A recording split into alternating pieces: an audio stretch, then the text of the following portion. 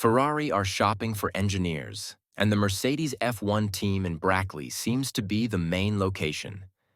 Fred Vasseur is looking to bolster his squad's level of talent in the car design department, talent good enough to match the driver they have recently signed, Mr. Seven-time Lewis Hamilton. Most F1 teams are based in the United Kingdom, but Scuderia Ferrari are based in Italy, which has made it difficult in the past for the team to poach top engineers from rival teams. Reason being, not everyone wants to uproot their life in one country and move to another for their work. But now that Lewis has joined the team, there seems more reason for engineers to do so. Who is joining Scuderia Ferrari? It has recently emerged that Loic Serra, a well-respected engineer at Mercedes, will be joining Ferrari as soon as October 1st, and will be working on upgrades for Ferrari to close out the 2024 season.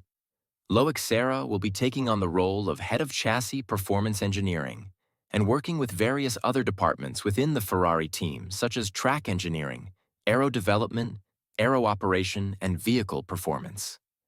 Serra showed his great skills during his time at Mercedes and really took the aerodynamics and suspension dynamics to new heights. Going with Serra to Ferrari is also going to be the previous head of Mercedes' Young Driver Program, Jerome D'Ambrosio. D'Ambrosio will become the new deputy team principal at Scuderia Ferrari.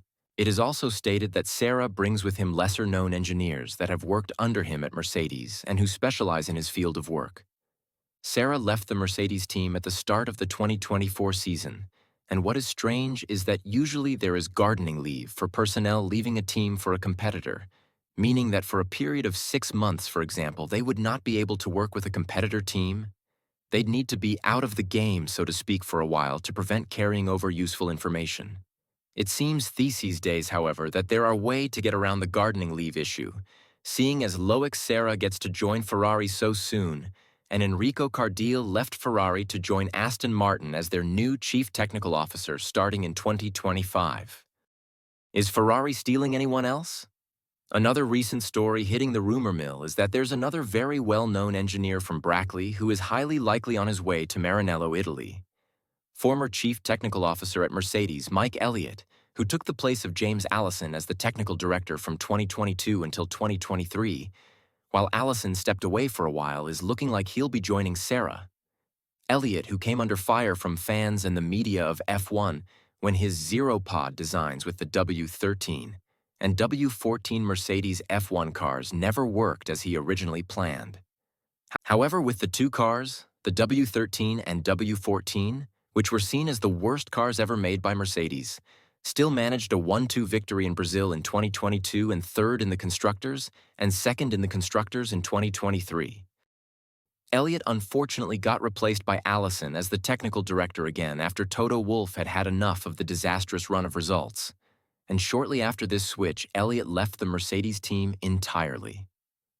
Let's not forget that Elliot, who has over 2 decades of F1 experience and who was a vital part of Mercedes' success, including 6 of Hamilton's 7 drivers' titles and the team's 8 consecutive constructors' titles. It's safe to say Elliot does know what he's doing even if the previous Zero-Pod design was not a success. But everyone makes mistakes. Another reason why Serra left Mercedes was the fact that he never agreed with Mike Elliott's idea of the Zero-Pod. Now we have the possibility of 2 old Mercedes Top Guns working together again. Let's hope they can leave their disagreements in the past and focus on putting their minds together to create a masterpiece for Hamilton and Leclerc. Serra and Elliot working together is not exactly an Adrian Newey type of level of designer/engineer, but they are up there. As for the rumors about Adrian Newey joining Ferrari, those rumors can be put to bed now as the Red Bull mastermind is looking like he's about to sign with Aston Martin and stay in England for €100 million a year. The reason for Ferrari's drop in pace. As we all have seen this year, Ferrari was the closest team to beating Red Bull at the start of the season. However, as the season went on, their results have seemed to have gotten worse. Ferrari were looking for more downforce, and with their new upgrades they brought in Barcelona, they achieved that. But what they also achieved was a lot of porpoising.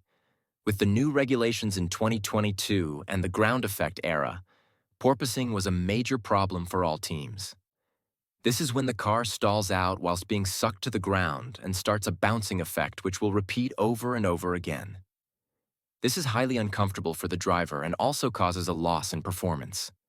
Teams have since, however, managed to mostly eliminate this problem, but every now again, a certain upgrade seems to bring the problem back. Just goes to show how sensitive these era of F1 cars are. If Ferrari can get over their upgrade issues and not continue to be outdeveloped by McLaren and Mercedes for the rest of 2024, a top three in the constructors is very likely.